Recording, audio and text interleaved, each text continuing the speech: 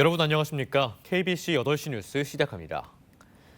오늘 16일 군수 재선거가 치러지는 곡성은 전남에서 인구수가 두 번째로 적고 고령 인구 비율은 최고 수준인 지역입니다. 선거에 나선 각 당의 후보들 역시 이 같은 특성을 고려한 맞춤형 복지 공약을 내놓으면서 표심을 구하고 있습니다. 김재현 기자가 보도합니다.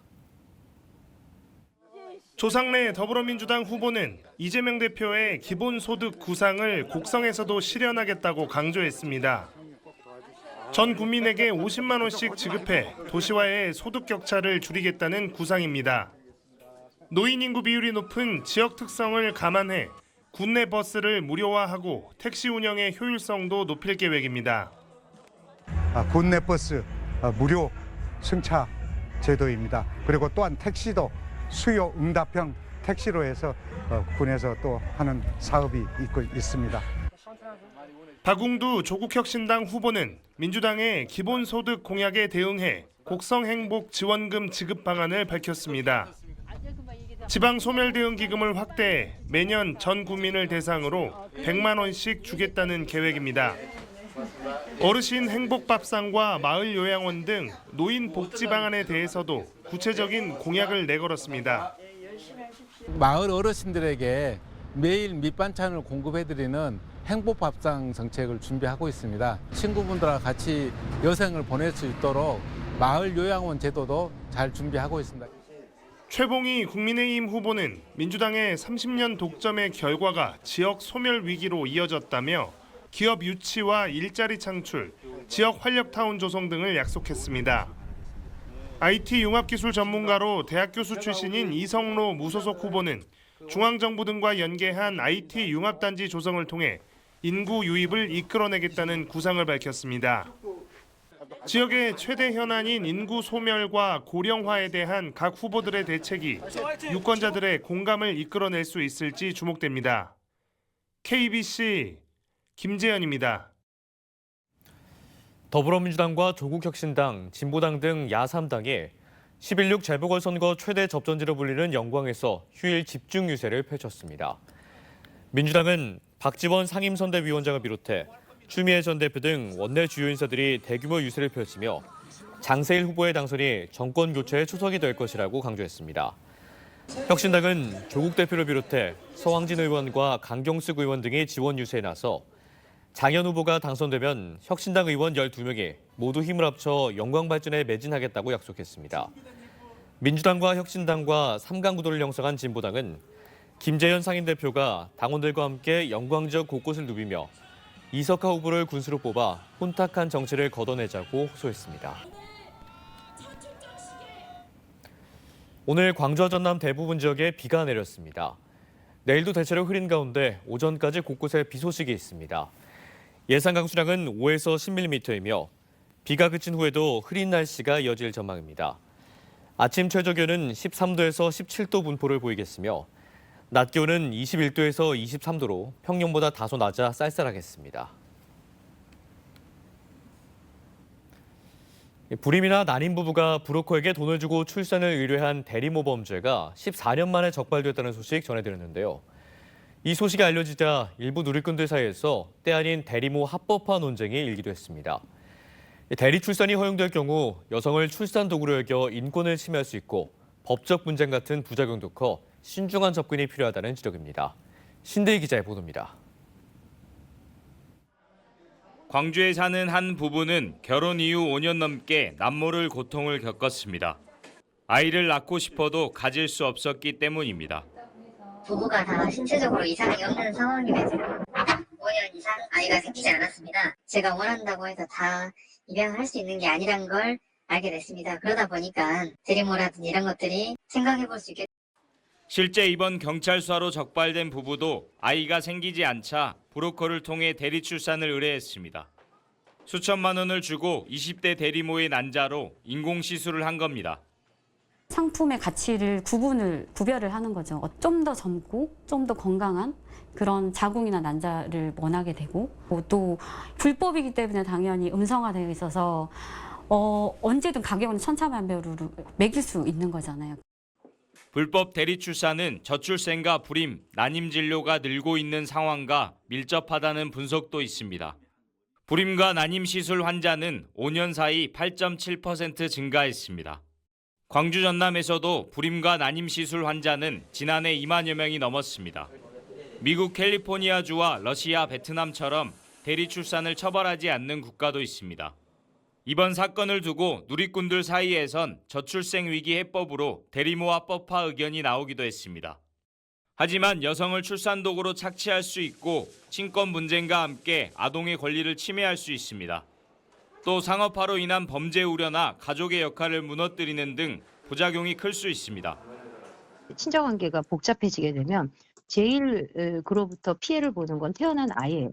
그래서 대리모 계약은 자칫 경제적인 어떤 이 강약의 차이에 의해서 인간이 타인의 어떤 수단이 되고 일단 사회적 공론의 장에서 한번 수면 위로 올라와서 논의가 되고 법과 제도의 문제가 함께 얘기가 돼야 되지 않을까. 저출생의 해법으로 대리모아법화를 말하기 전에 신중한 사회적 논의와 접근이 필요하다는 지적이 설득력을 얻고 있습니다. KBC 신대입니다. 전국에서 유일하게 문학박람회를 개최하는 목포에서 골목길 문학축제가 열렸습니다. 차범석, 김우진, 김현, 박화성 등 한국 문학사의 거장들을 배출한 북교동은 가는 곳마다 문학의 재치로 가득한데요. 고익수 기자가 그 현장을 다녀왔습니다. 목포항이 개항한 지 120년이 넘었지만 여전히 골목길로만 이어져 있는 목포 북교동. 우리나라 현대극을 정착시킨 차범석 선생의 생가가 있어 차범석 길로 명명된 이곳에서 골목길 문학축제가 시작됐습니다. 작가들의 얘기를 담은 스토리텔링과 문학 토크가 곳곳에서 펼쳐지고 어린 왕자를 최초로 번역한 문학평론가 김현 선생을 기리기 위한 어린 왕자 특별전과 차범석 전원일기 전엔 발길이 끊이질 않습니다. 평소에 글 쓰는 거에 관심이 있었는데 100일장 대회도 있어가지고 많은 경험을 하게 된 것 같아서 좋은 것 같아요.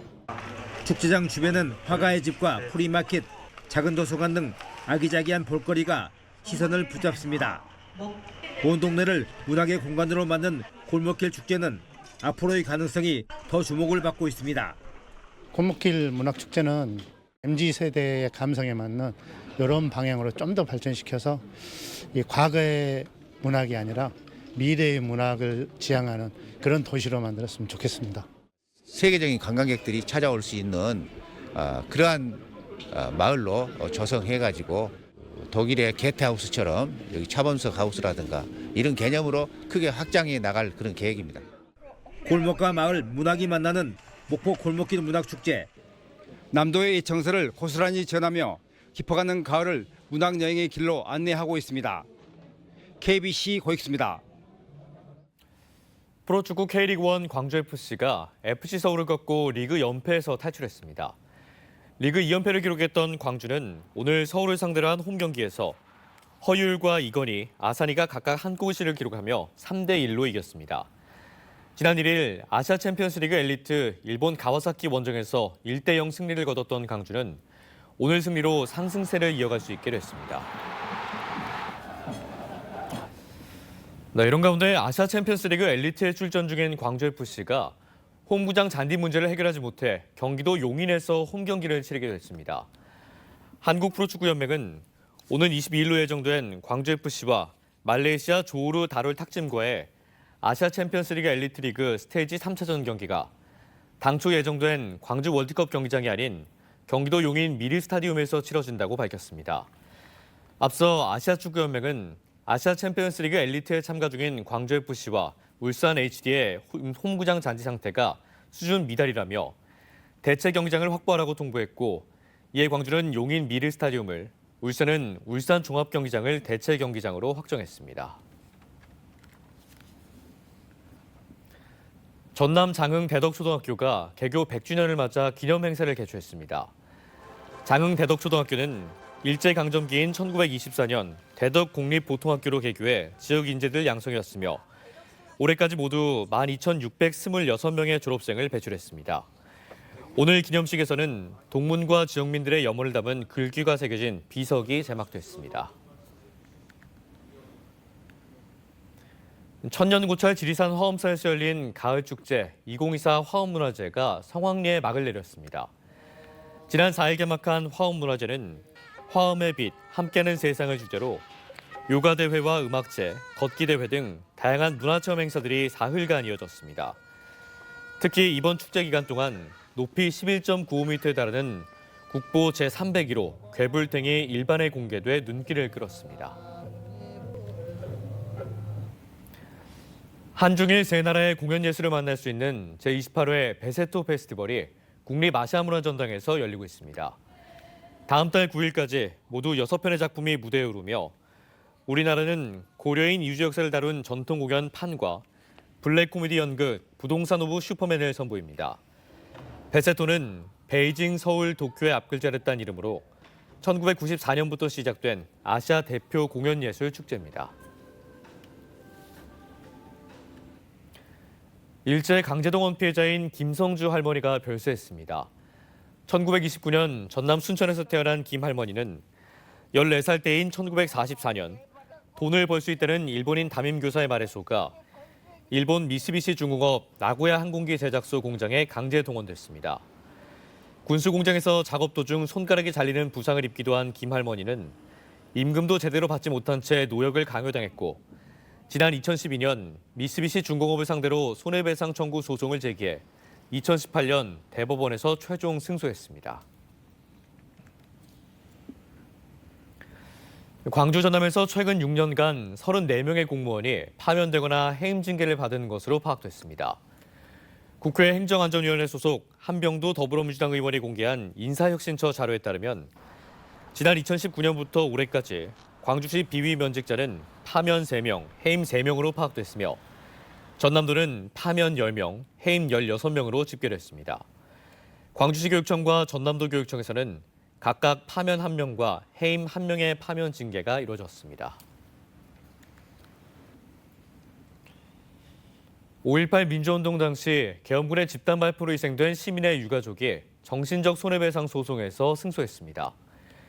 광주지법 민사 2단독은 1980년 5월 21일 전남도청 인근에서 계엄군의 발포로 숨진 조모 열사의 유족이 국가를 상대로 제기한 손해배상 소송에서 국가가 유족 2명에게 총 2억 원의 정신적 손해배상금을 지급하라고 주문했습니다.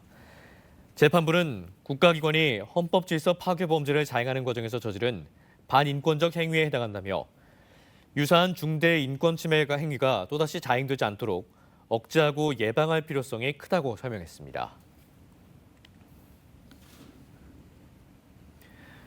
교도소에서 TV 채널 문제로 동료 수감자를 폭행한 20대 남성에게 징역형이 선고됐습니다. 광주지법 형사 10단독은 지난해 10월 광주 교도소에서 TV 채널을 원하는 대로 돌려주지 않는다는 이유로 동료 재수자를 때려 고막 손상을 입힌 28살 황모 씨에게 징역 2개월을 선고했습니다. 재판부는 황 씨의 폭력 전과 피해자가 입은 상해 정도, 범행을 인정하고 피해자와 합의한 점을 참작했습니다. 파업에 불참한 운송기사를 폭행한 화물연대 노조원들이 항소심에서도 징역형의 집행유예를 선고받았습니다. 광주지법 형사 2부는 폭력행위 등 처벌에 관한 법률상 공동상해, 업무방해 등의 혐의로 기소된 민주노총 화물연대 조합원 2명에 대한 항소심에서 이들의 폭력행위가 정당화될 수 없다고 보고 1심 판결을 유지했습니다.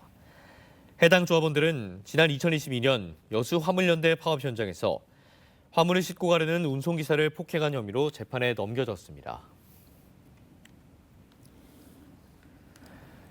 전생의 인공지능 석학들이 한자리에 모이는 학술대회 아이콘 광주 2024가 오는 30일 개막합니다. 광주과학기술원에서 4일간 개최되는 이번 아이콘 광주에는 세계적인 인공지능 학자들과 국내외 인공지능 기업인, 관련 기관 등이 모여 최신 기술 동향과 혁신적인 기술 응용 사례 등을 논의합니다.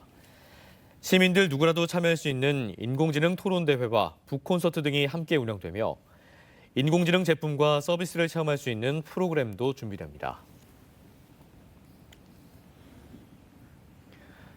광주 지역 소상공인들에 대한 출산과 육아 지원이 강화됩니다. 광주광역시와 KB금융그룹, 한국정재인협회는 광주 소상공인 육아응원 패키지 지원 업무 협약을 맺고 생후 3개월에서 12개월 사이 자녀를 둔 소상공인들에게 시간당 10,000원의 민간 아이돌봄 서비스 사용료를 최장 6개월간 지원하기로 했습니다.